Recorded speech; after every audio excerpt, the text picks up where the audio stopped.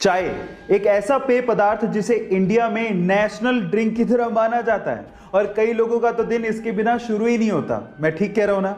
लेकिन क्या आपको पता है कि जो चाय शब्द है वो इंडियन नहीं है? जी हाँ गाइस, ये चाय शब्द इंडियन नहीं है बल्कि ये शब्द चाइनीज शब्द चा से इंस्पायर्ड है। पर सवाल ये, फिर इसे हिंदी में क्या कहते हैं? इसे हिंदी में दूध जल मिश्रित शर्करा युक्त पर्वतीय बूटी कहा जाता है। अब आप लोग कहेंगे कि इससे तो चाय ही ठीक है। जो आपकी इच्छा हो वो आप बोल सकते हैं। चलिए गाइस, एक केबीसी का सवाल पूछता हूं, आप बाल किससे धोते हैं? ऑब्वियसली शैम्पू से। पर सवाल ये नहीं है, सवाल ये है कि जो शैम्पू आप लोग बालों में यूज करते हैं उसको किसने इन्वेंट किया था? कौन से देश में इसका आविष्कार हुआ था? यह सवाल है। क्या आप जानते हैं? चलिए मैं आपको बताता हूं। शैम्पू का आविष्कार किया गया था हमारे ही देश इंडिया में। जी हां गाइस, और इसके बारे में एक और इंटरेस्टिंग चीज बताता हूं। जब तक शैम्पू इन्वेंट नहीं हुआ था लोग अपने बाल मिट्टी से धोया करते थे। और क्या आपको पता है कि जो शैम्पू वर्ड है वो कहां से आया?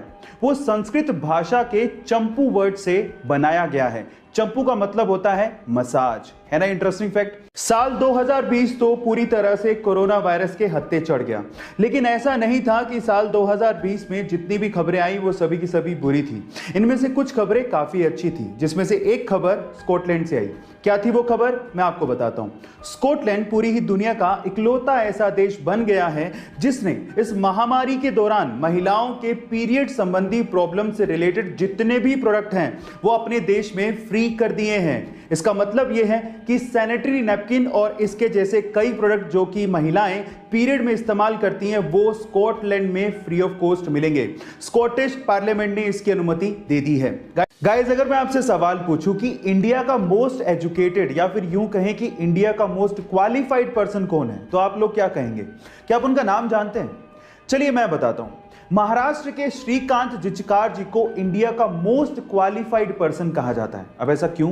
क्योंकि वो आईएएस एंड आईपीएस क्वालिफाइड थे और उसके अलावा डॉक्टर और एडवोकेट जैसी 20 डिग्रियां उन्होंने 42 यूनिवर्सिटी एग्जाम्स देके हासिल की थी। और तो और उन्हें इंडिया का यंगेस्ट एमएलए भी चुना गया था। तब वो महज 26 साल के थे। गाइस, 2004 में उनका देहांत हो गया, लेकिन आज भी उनका नाम शान से लिया जाता है। गाइस, उनका नाम याद रखिएगा, श्रीकांत जिचकार। चलिए गाइस, एक करंट अफेयर का सवाल पूछता हूं, देखते हैं आप लोग कितना अपने आप को अपडेटेड रखते हैं। सवाल यह है कि अभी रिसेंटली ही नेशनल एकेडमी ऑफ साइंस ने 2021 के Michael and Sheila held award के लिए 2 लोगों के साथ साथ एक इंडियन को चुना है, जिसके अंदर $1 लाख का प्राइज मनी शामिल है। सवाल यह है कि उस इंडियन का नाम क्या है और उसे क्यों चुना गया है? क्या आप जानते हैं? चलिए मैं आपको बताता हूं। उस इंडियन का नाम है निखिल श्रीवास्तव। वो एक मैथमेटिशियन है और कैलिफोर्निया यूनिवर्सिटी में मैथ्स के असिस्टेंट प्रोफेसर भी हैं।